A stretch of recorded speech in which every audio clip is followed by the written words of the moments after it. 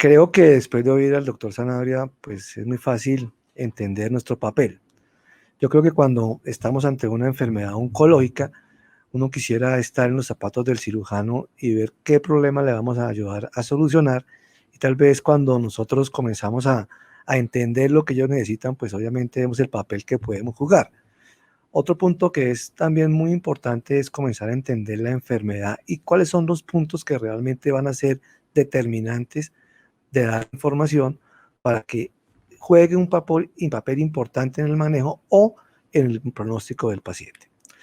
Hablar de cáncer de ovario, obviamente ya lo hemos hablado, yo creo que es una entidad de una alta mortalidad, tal vez probablemente la mayor mortalidad oncológica en lo que tiene que ver con ginecología, y como dijo el doctor Sanabria, pues probablemente el mejor tratamiento es el que le va al paciente a dar su mejor desenlace. Estadificarla la paciente adecuadamente tiene un factor pronóstico importantísimo, pero también va a ser muy importante para el manejo del paciente y para llegar al mejor desenlace de estos pacientes. Y como ustedes ven, probablemente la mejor oportunidad del paciente es que llegue a una cirugía completa.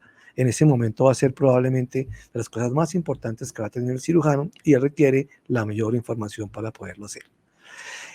Cuando se hace una cirugía citorreactiva, como dijo el doctor Sanabria, pues probablemente es la base de tratamiento para un paciente con cáncer de ovario, obviamente después acompañado antes por quimioterapia, pero antes de la cirugía es la cosa más importante. El volumen de la enfermedad residual luego de la cirugía citorreactiva es inversamente proporcional a la sobrevida. Lo que el paciente termine teniendo al final de la cirugía va indudablemente a influir claramente su sobrevida, y hoy sabemos que un cirujano pues considera que una cirugía completa es si por lo menos después de la cirugía no encontró tumor visible, es óptima. Si encontró nódulos, pues ojalá no más de 1 centímetro, y subóptima cuando el cirujano pues logró llegar y dejó tumor más de 1 centímetro. Esto es importante porque este va a ser un factor determinante en el pronóstico de las pacientes. Y lo que intentamos nosotros es llevar la mayor cantidad de pacientes a una cirugía completa o por lo menos óptima. Y obviamente si eso es óptima, pues es casi como una frustración para el equipo. La forma en que uno ha intentado estandarizar la evaluación del paciente de cáncer de ovario es obviamente de acuerdo a la clasificación FIGO. Ustedes saben que la última revisión fue en el 2014 y la clasificación FIGO lo que hace es entender cómo está la enfermedad y qué puntos van a ser relevantes para el pronóstico del paciente o para el manejo del paciente.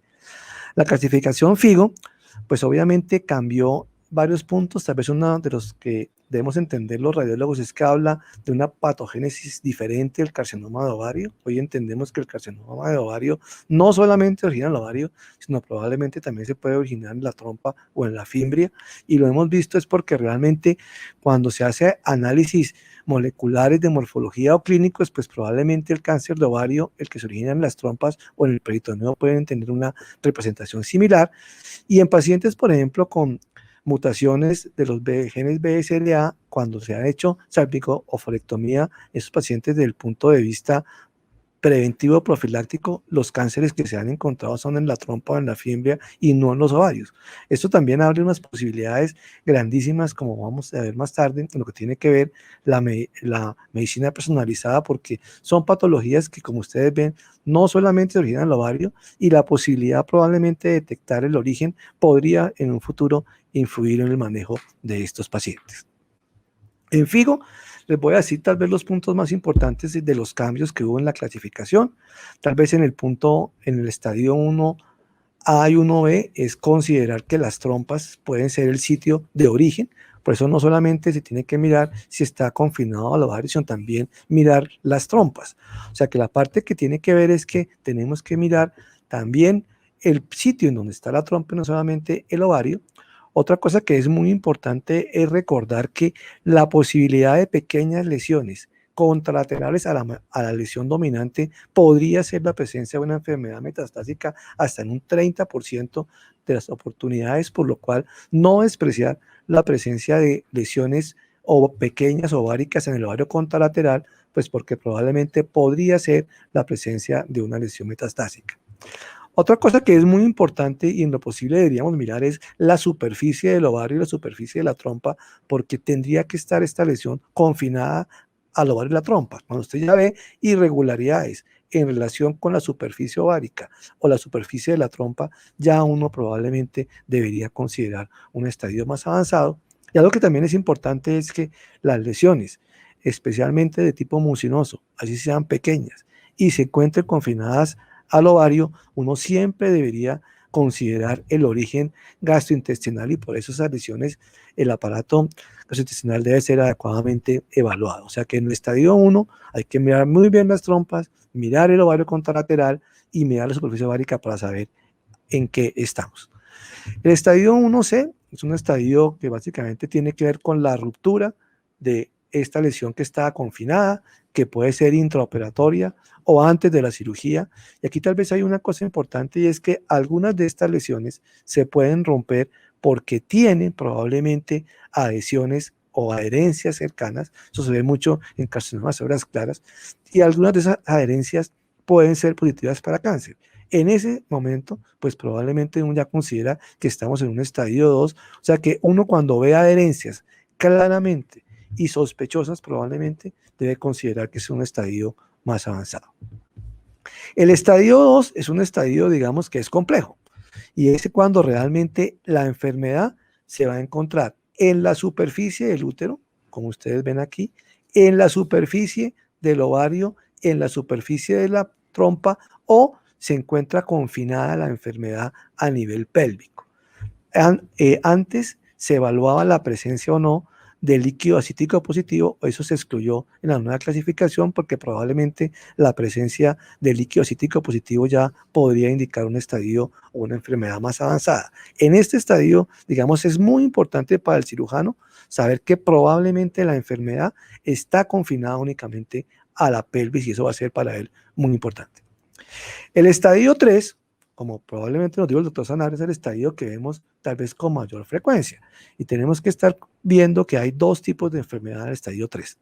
La enfermedad peritoneal y la enfermedad peritoneal extrapélvica. La enfermedad linfática, como ustedes ven, es importante y tal vez lo más importante, como veremos aquí, es desde el punto de vista de imágenes, es determinar la presencia de ganglios mayores de 10 centímetros en su eje corto.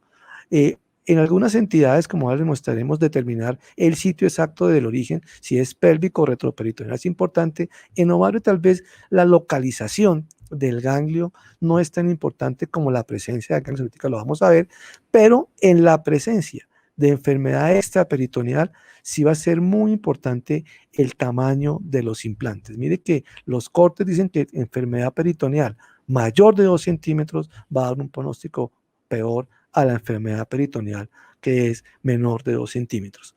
Como les dije, probablemente en este estadio 3 la información clásica e importante es decir, hay claramente compromiso por fuera de la pelvis, dar la dimensión de los implantes y algo que a veces discutido es el compromiso intestinal. Se considera que probablemente por la gran mayoría de autores que el compromiso intestinal es parte de la enfermedad peritoneal, aunque algunos no todos dicen que probablemente puede ser considerado ya un compromiso de víscera, hoy todavía se considera que es parte del compromiso que tiene el paciente desde el punto de vista peritoneal. Este factor es muy importante, mire que decir que hay ganglios es importantísimo, decir que probablemente sean pélvicos o retroperitoneales es un factor que no es tan importante como decir que hay o no ganglios, porque eso sí afecta a la sobrevida. Muy importante el estadio 4, en donde ya vemos un compromiso visceral. Y en el compromiso visceral hay algo que hemos venido aprendiendo, por ejemplo, en la fundación, y es que es importante delimitar, y aquí va a ser clave, como les decimos, si el compromiso tiene que ser intravisceral, porque el compromiso de la superficie hepática es diferente al compromiso visceral. Y hoy sabemos que probablemente el compromiso visceral limitado hepático de una lesión o pocas lesiones podría llevar a ese paciente a un candidato de una cirugía de hígado parcial en grupos expertos y probablemente en el futuro podría ser considerada como un estadio 3.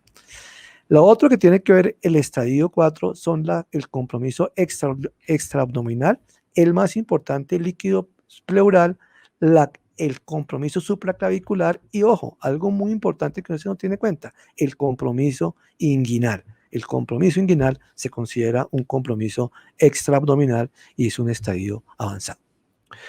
¿Qué hallazgos tenemos críticos? Y como les digo, hay hallazgos críticos que para el cirujano va a ser importante desde el punto de vista pronóstico, porque sabe que ya el paciente tiene su pronóstico, pero también crítico desde el punto de vista quirúrgico, donde sabe que la cirugía puede ser más compleja y en ocasiones no solamente el cirujano oncólogo experto requiere hacerlo solo, sino apoyo probablemente de otro grupo, llámese cirugía de colon y recto, dependiendo de donde esté, o a veces cirugía hepática para tener soporte en estos grupos.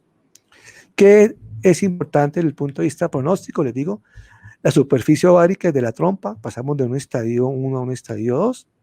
Importante siempre considerar la lesión axial contralateral, por pequeña que sea, hay que reportarla porque podemos estar en relación a una lesión contralateral.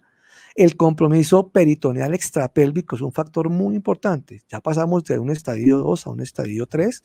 La dimensión de los implantes, mire que el compromiso de implantes mayor de 2 centímetros también cambia el pronóstico del paciente, la presencia de derrame pleural y, como les digo, la lesión intrahepática. Es muy diferente a la lesión que es subcapsular. La lesión intrahepática ya se considera lesión visceral. Aquí les pongo entre paréntesis que cuando es menor de una o una, pues en grupos seleccionados, pues probablemente uno podría estar hablando con cirugía de hígado y considerar en este paciente un manejo diferente. ¿Qué hallazgos son importantes desde el punto de vista quirúrgico? Y es cuando le decimos al doctor Sanabria, está este compromiso y él inmediatamente comienza a mirar preocupado porque sabe que la cirugía va a ser difícil. El compromiso del ligamento gastrohepático o gastroesplénico es una cirugía que va a ser más compleja.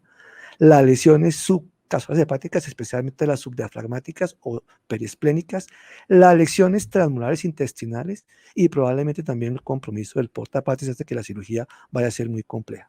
Algunos ejemplos, miren lo que estamos viendo. Entonces, una cosa es ver los puntos críticos en los que vamos a ver desde el punto de vista de cirugía y otro desde el punto de vista quirúrgico.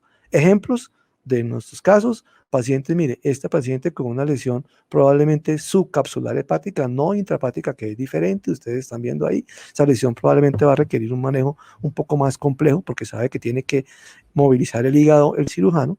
Están viendo ustedes acá cuando corresponde probablemente a estas lesiones que están en el porta hepatis o están viendo acá estas lesiones que están a nivel del hilio esplénico, que también pueden tener una mayor complicación para el cirujano, ligamento gastrohepático o ligamento gastroesplénico.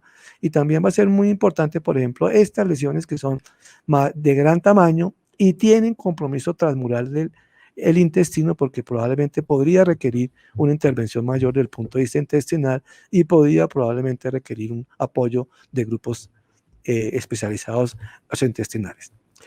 Para ir terminando, algo que hemos visto y cada vez lo hablamos más con el grupo de cirugía oncológica es la utilidad probablemente de resonancia magnética. Si ustedes miran a nivel mundial, pues probablemente siempre se ha puesto la escanografía como la primera modalidad, tal vez por la facilidad, la disponibilidad y el costo. Sin embargo, la mayoría de evidencia comienza a mostrar la utilidad que tiene la resonancia y especialmente la difusión para ver los diferentes compromisos abdominales. Es un artículo muy reciente. Acá les estoy mostrando la evidencia como en comparación con escanografía. Por ejemplo, para ver en el peritoneo carcinomatosis, en la pelvis, en las intestinales, en el recto, en la legión lumbaórtica o pericardiofénica, ha tenido un mejor desempeño diagnóstico con una significancia estadística, la resonancia magnética, especialmente cuando estamos utilizando la difusión. Ejemplos nuestros para ver, por ejemplo, este caso de una reciente, la doctora Gallo me lo prestó. Miren, ustedes ven cómo están viendo a mano derecha una secuencia correspondiente a T2 y mire cómo están viendo al lado contralateral la difusión y mire claramente cómo vemos sobre este punto compromiso peritoneal y mire aquí cómo claramente se ve un poco mejor el compromiso peritoneal en difusión. Mire, por ejemplo, acá este compromiso peritoneal aquí de difusión que es menos visible en el T2, o sea que probablemente podría facilitar por el contraste la identificación de enfermedad peritoneal. Mira acá otro caso nuestro, pequeños implantes, por ejemplo, en este sitio viendo en resonancia con contraste, mira aquí como en la difusión podemos ver pequeños implantes peritoneales facilitando el diagnóstico. Mira acá como lo vemos claramente, como esta zona que produce restricción a la difusión puede ser mejor visualizada en lo que son secuencias de difusión. Y también estamos viendo hoy la posibilidad en este estudio nuestro también de comenzar a ver, por ejemplo, compromiso desde el punto de vista linfático pélvico. Aquí están viendo ustedes acá, compromiso linfático por lo que es una secuencia de difusión en donde hemos tenido ahora fusión de imágenes. Cada vez usamos más. Hoy para el grupo nuestro casi que se ha vuelto estándar la resonancia magnética y lo hemos aprendido y lo estamos probando más. La evidencia es amplia. Aquí ustedes están viendo probablemente, quiero que ustedes miren que con la evidencia como es cada vez más amplia y miren las curvas operativas cada vez son mayores y están favoreciendo la difusión para ver compromiso preoperatorio a nivel de carcinoma de ovario. Para terminar, trabajamos en reportes estandarizados. Tenemos que tener una práctica homogénea. Lo más homogénea posible es que sea una menor variabilidad entre los que estemos interpretando, pero también tenemos que tener la mejor comunicación efectiva con nuestro clínico, darle la información que ellos requieren. Algo que cada vez hacemos más es tener la retroalimentación de parte de ellos, o sea que hoy estamos ya aprendiendo un poquito de la laparoscopia con el doctor Sanabria y la doctora Rodríguez, nos están enseñando qué estamos viendo bien y qué probablemente nos faltó ver y estamos en una curva cada vez mejor de esto. Esto obviamente ahorita les hablará el doctor Sanabria, viendo lo que está haciendo el grupo de clínico de cáncer de epitelial de ovario. Yo creo que aquí es uno de los ejemplos importantísimos de la fundación en lo que tiene que ver con grupos multidisciplinarios. Indudablemente, el trabajo multidisciplinario no es solamente una forma de expresar, sino es realmente un beneficio que está teniendo los pacientes.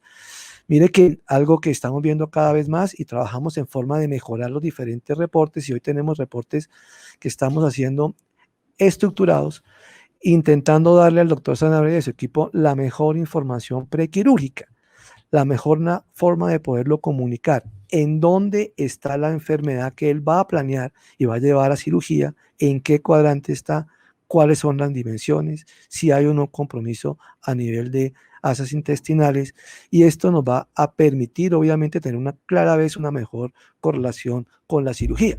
Hoy, probablemente con la utilización de esto, estamos cada vez usando menos todo lo que tiene que ver con las laparoscopias prequirúrgicas que antes usaban, probablemente cada vez lo disminuimos, disminuyendo, digamos, la necesidad quirúrgica de estas pacientes, haciendo una mejor correlación entre todos. Y obviamente también hacemos un análisis de lo que tiene que ver con las adenopatías y cada vez tenemos una correlación mucho mejor. Yo creo que el trabajo que hemos hecho ha sido un trabajo bastante bueno, cada vez aprendemos más y cada vez, como le digo al doctor Sanabria, nos gusta ya ver mucha más laparoscopia, como a él cada vez le gusta ver mucha más resonancia magnética. Muchísimas gracias por la oportunidad y pues obviamente me parece que esto ha sido una experiencia multidisciplinaria en la cual obviamente el equipo es fundamental.